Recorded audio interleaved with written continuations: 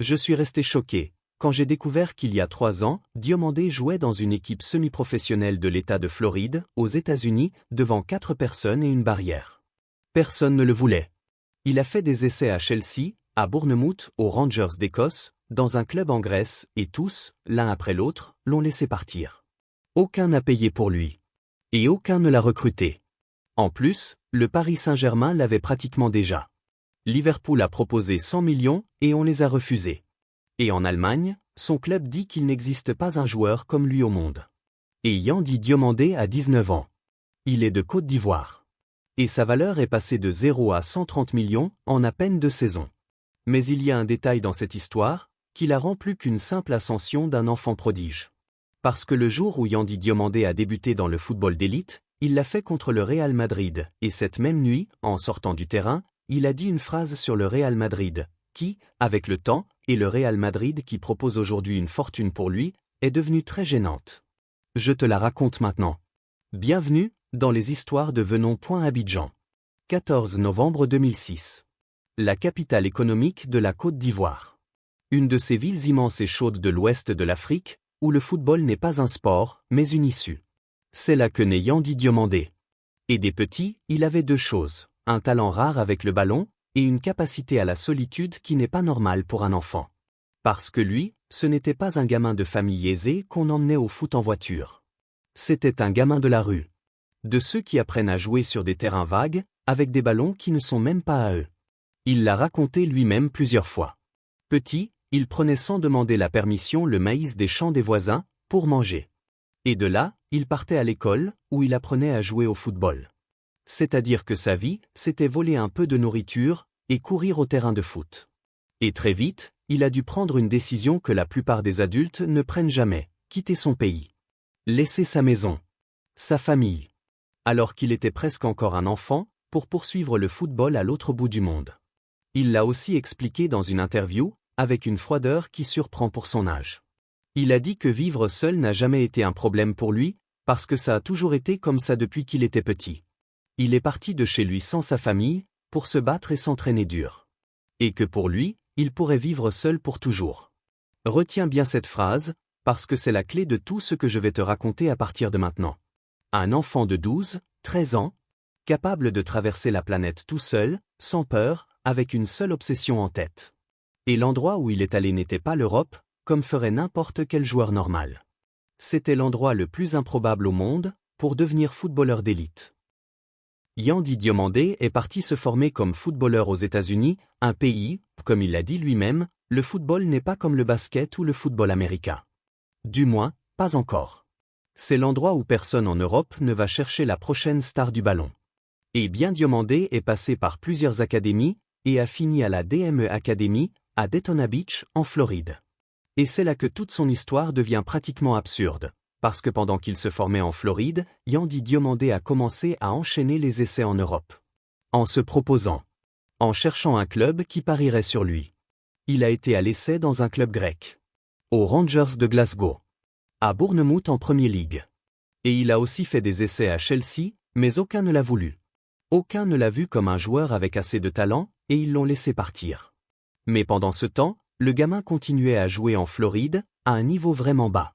En août 2023, il a disputé une finale avec une équipe appelée AS Frenzy, contre une autre appelée Sporting Wichita. Et il a marqué les 2 buts de la victoire en prolongation. Voilà le décor du futur joueur que le Real Madrid va recruter, une finale semi-pro en Floride, devant absolument personne. Alors le voilà, un gars d'Abidjan, seul en Floride, déjà rejeté par la moitié du football européen, qui joue en 4e ou 5e division américaine. Et alors que ce talent semblait sur le point de se perdre pour toujours au milieu de nulle part, il a été trouvé par la dernière personne à laquelle on s'attendrait point. Ce n'était pas un dirigeant de football. C'était un homme qui venait du baseball. Il s'appelle Jeff Luhnow. Et pour comprendre cette histoire, il faut savoir qui il est, parce que ce n'est pas un dirigeant de foot comme les autres. Jeff est un dirigeant américain devenu célèbre dans un sport complètement différent. Le baseball.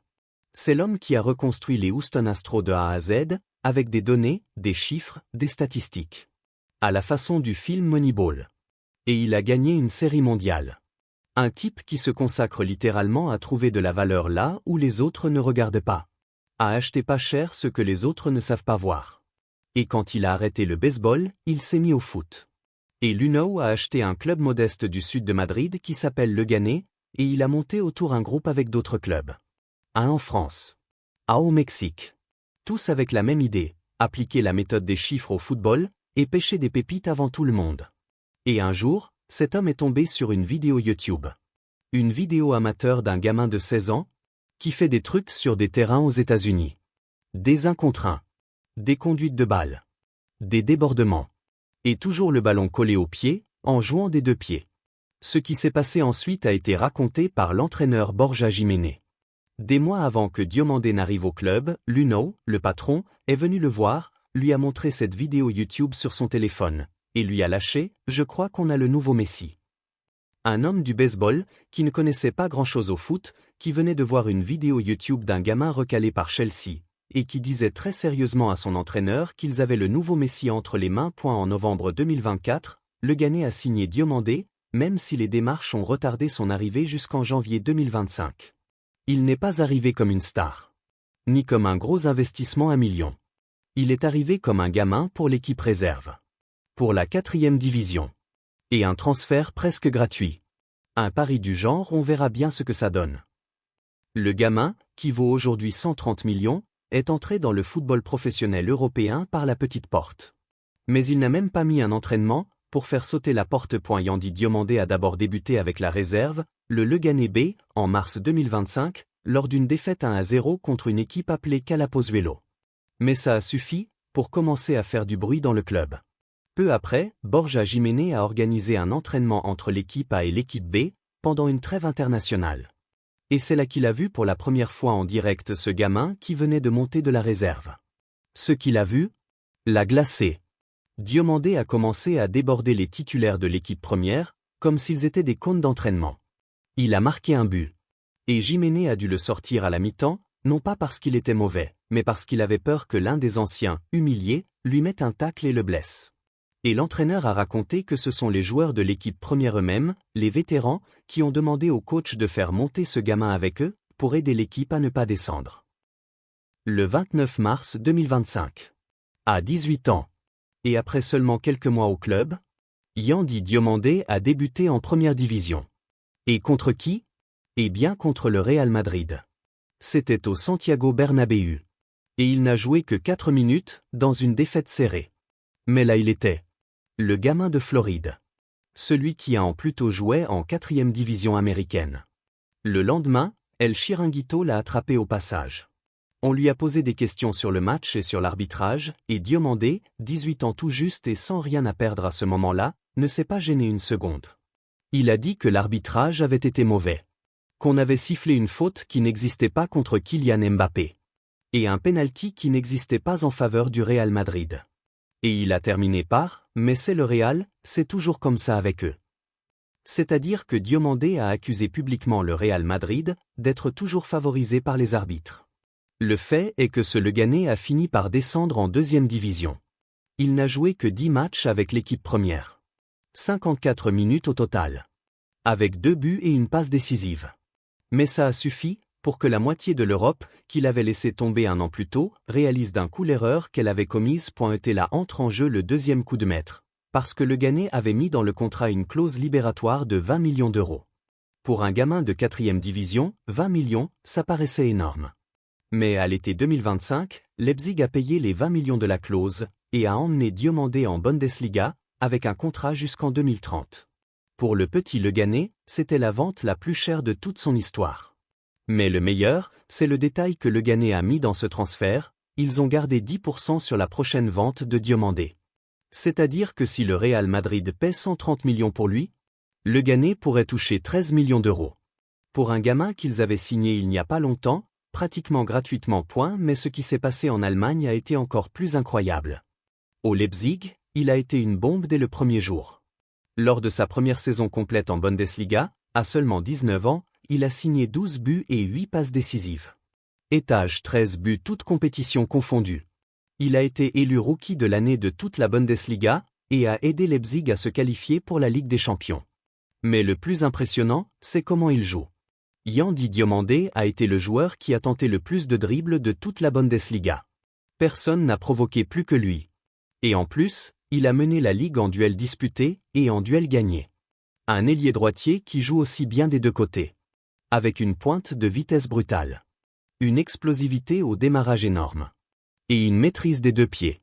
Rapide. Vertical. Imprévisible. Impossible à défendre en 1 contre 1. En Allemagne, on l'a décrit comme le joueur le plus talentueux passé par la Bundesliga depuis Erling Haaland. Et en Espagne, certains le comparent directement à Lamine Yamal. Cette scène, la plus grande de toutes, est arrivée cet été à la Coupe du Monde avec la Côte d'Ivoire. Diomandé a débuté avec sa sélection en octobre 2025, en marquant lors de chacun des 2 premiers matchs. Et là, devant le monde entier, il a brillé. Il a été l'une des sensations du tournoi, au point de réaliser une performance de MVP lors de sa première apparition en Coupe du Monde. Un footballeur de 19 ans. Meilleur dribbleur de Bundesliga. Rookie de l'année en Allemagne. Et maintenant révélation d'une Coupe du Monde. Le prix a explosé. Et les plus grands d'Europe se sont mis en file pour appeler à la porte de Leipzig. Liverpool a proposé 100 millions d'euros.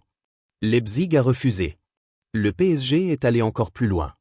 Il a même eu un accord personnel avec le joueur pratiquement bouclé.